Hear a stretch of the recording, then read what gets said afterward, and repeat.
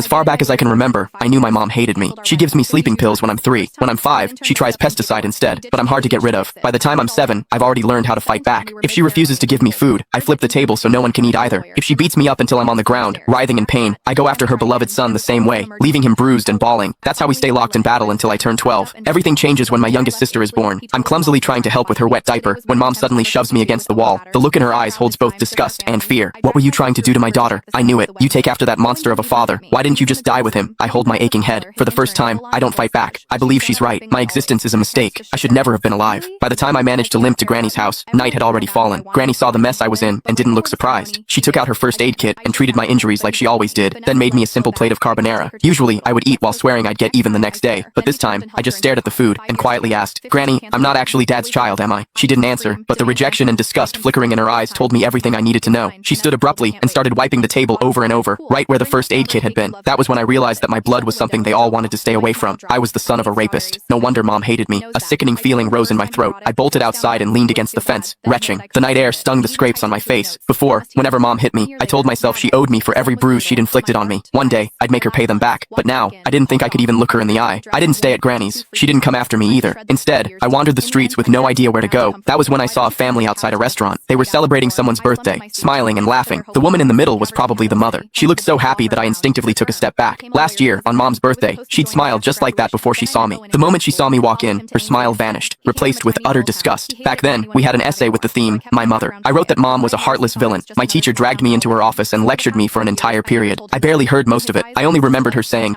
"No mother in this world would ever stop loving her child." I believed her. I saved money from collecting recyclables and bought my mom a birthday cake. I just wanted a hug, the same kind she gave my brother, Casper Willis. But her frigid expression was like a stab in the heart. I felt like a fool, standing there with that cake in my hands. Anger overwhelmed me. When no one was looking, I went out and caught a couple of frogs in the garden. Then, I hid them in the cake. I could still remember the way she screamed when they jumped out. Back then, I felt a twisted sense of satisfaction. I thought she didn't deserve to be a mother. I thought she had it coming. But now, I know the truth. The one who didn't deserve anything was me. My existence itself had hurt her. As I watched that mother's smile through the restaurant window, I made a decision. This year, for Mom's birthday, I would give her a gift she would truly be happy with, one that would free her completely. I decided to die. Once that thought took root in my mind, my steps felt lighter. I even started planning how to do it without troubling anyone. I needed to do something that wouldn't leave a mess. But before I could carry out my plan, a patrolling officer spotted me and brought me home. Mom answered the door. As the door shut behind us, I stared at the floor, unable to meet her eyes. Her icy tone sliced through the air. "Why didn't you just die out there?" I almost snapped back, but I forced the words down before they came out. Still, as I stared at her back, I couldn't stop myself from asking, what would you do if I really did die? Would she be the least bit sad? "If you've got the guts, hurry up and do it. I'd celebrate." She walked straight into my siblings' room and closed the door. I stood rooted to my spot in the living room. After a long while, I wiped my face and let out a humorless laugh. Mom would definitely like the birthday present I had prepared.